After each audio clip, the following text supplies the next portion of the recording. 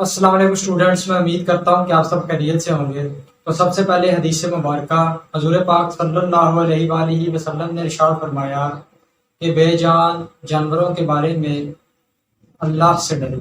تو اس کے بعد جو ہمارا آج کا لیکچر ہے، اس میں ہم لوگ گرامر کا رول نمبر 6 اور 7 اس کو ڈسکس کریں گے۔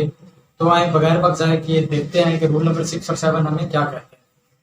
اس طرح کہ آپ کو دیا گیا ہے اٹس اینڈ یورس۔ اب اس کا کیا مطلب ہے؟ اب آپ کو یہ جو دو ورڈ دیے گئے ہیں، اس میں رول یہ ہے کہ آپ نے ان میں اپوسٹروفی کا استعمال نہیں کرنا۔ اپوسٹروفی کا سمبل آپ کے پاس یہ کلیئر ہے۔ آپ نے ان دونوں ورڈ کے ساتھ یا ان کے بیچ اپوسٹروفی کا استعمال نہیں کرنا۔ کیسے نہیں کرنا؟ اب اٹس میں کیا ہے کہ بعض لوگ کیا کرتے ہیں، یہ اٹس لکھا ہے ٹی اور ایس کے درمیان کیا کرتے ہیں، اپوسٹروفی لگا دیتے ہیں، جو کہ کیا ہے آپ لوگوں کے پاس غلط ہے۔ دوسرا سیم کیس یورس کے ساتھ ہے کہ یورس میں بھی کیا کرتے ہیں، آر اور ایس کے بیچ اپوسٹروفی کا سائن شو کرتے ہیں، جو کیا ہے آپ لوگوں کے پاس غلط ہے۔ آپ نے یاد رکھنا ہے کہ یور اور اٹس ان کے ساتھ آپ نے اپوسٹروفی استعمال نہیں کرنا۔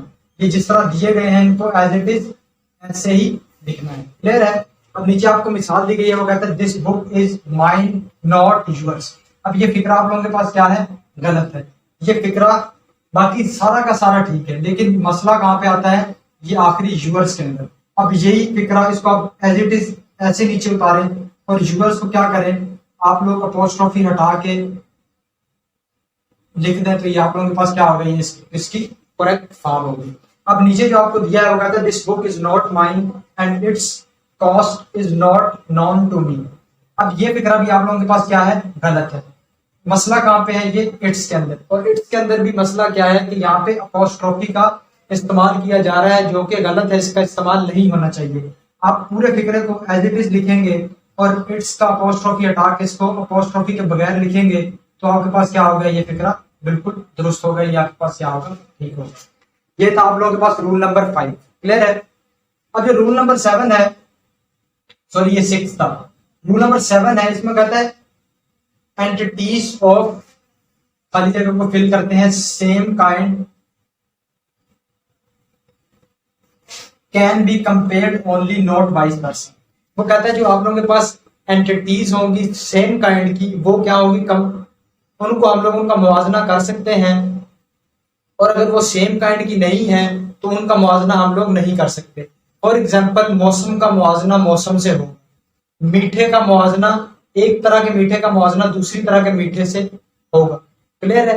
یہ نہیں ہوگا کہ آپ لوگ پانی کا موازنہ پتھروں سے کرنا شروع کریں، مطلب سیم کائنڈ کی جو چیزیں ہوں گی ان کا کیا کریں گے، آپ لوگ کمپیریزن کر سکتے ہیں، کلیئر ہے۔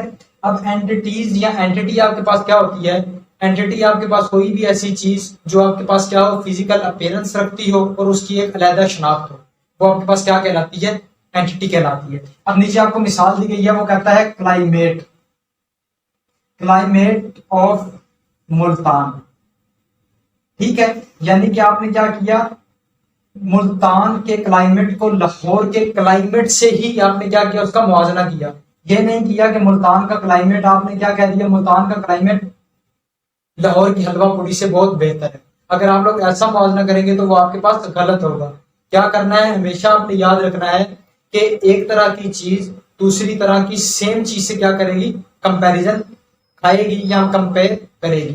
تو آپ نے ان دو رولز کو یاد رکھنا ہے، ان کو آپ لوگ دیکھ لیں۔